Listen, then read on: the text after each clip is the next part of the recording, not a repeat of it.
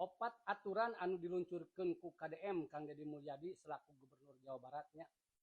Nomor 4 menuai kontroversi. Anu kahiji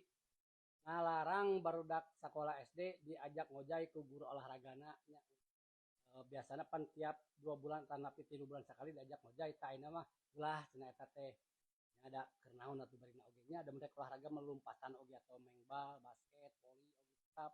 Mun hayang cenah diajar ngojay da kitu bari saeun atuh 3 bulan sekali mah ngojay da kudu unggal poe. Anu kadua ngalarang barudak sekolah SMP SMA diajak studi tour ku guru atau napi kepala sekolahna keluar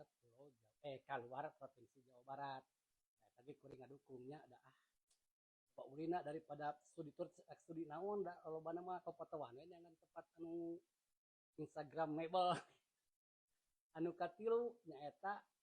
mulai ngabersihan pengamen-pengamen di parapatan-parapatan Kota Bandung di flyovernya di parapatan anak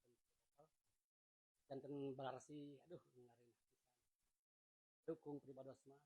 pemilu kaopat ieu anu menuai kontroversi nyaeta aya hibar bawaning angin nya cenah saur ieu nembe cenah arek nertibkeun tukang parkir khususna anu liar eta pami di Kabupaten Garut mah parantos dijalankeun ku Bu Putri nya pami di Jawa Barat umumna saurna bade diterapkeun saur nu kontra teh cenah atuh mun tukang parkir dieureunkeun di larang bere pagawean atuh marana geus cenah butuh dahar sebagian anu sanes 2000 moal mata yang sarakeun cenah atuh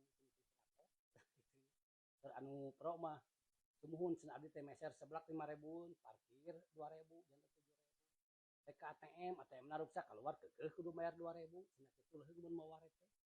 eta mah teu langkung sadereknya bade kontrak mangga we di kolom komentar bade ayeuna kumaha tah tukang parkir bade diterapkeun di tipkeun atau napi saena kumaha